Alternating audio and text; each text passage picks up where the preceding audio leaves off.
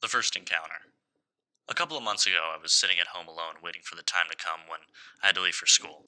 Both of my siblings and my mother had already left, so, as I said before, no one else was in the house.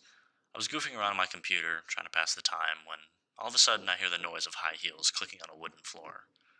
Click, clack, click, clack.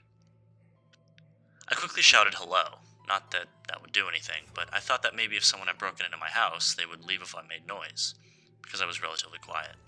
I walked out of my living room and into the kitchen, and there was no trace of anyone forcing an entry. Thinking it was just my mind playing tricks on me, I swiftly headed back to the living room and turned on the television, thinking that the noise would distract me and prevent me from hearing the noises in my head. A few minutes later, I heard the sound again, but quickly dismissed it for the same reason. But then my dog, who was sitting beside me on the couch, starts freaking out and growling at the doorway. At this point, I knew that something was up, and it wasn't just my imagination.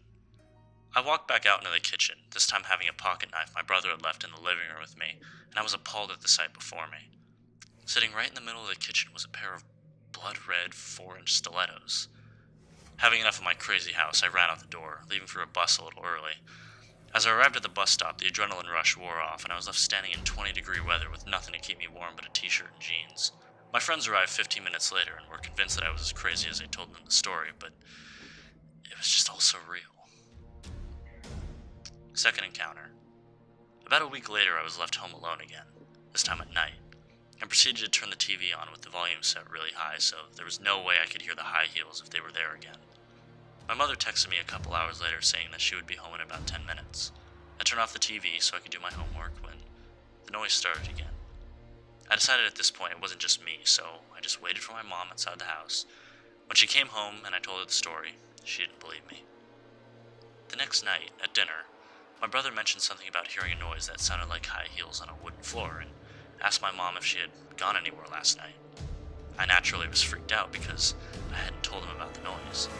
My mother turned and looked at me, appalled, before responding to my brother with a prompt no. It's starting to freak me out. The noise. Today, the day I finally decided to post this online, I heard something again. It wasn't the high heels, and it was exactly what caused me to post this. I was laying down for a nap on the couch, snuggling with my dog. I started thinking about marble hornets and how I had watched some videos prior to lying down. I closed my eyes and was startled from my thoughts at the sound of someone whispering something in my ear that sounded like, "Better hurry," or "Run away." It scared me to my core, and when I looked around the room, the only other living thing in there was my dog.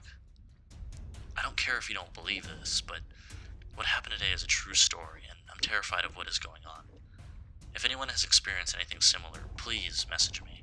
I need help trying to wrap my head around this and trying to figure out just what it is. As I was typing this, a metal giraffe fell off the end of the table, so I'm guessing that if it's supernatural, then it probably is a poltergeist, but I don't know.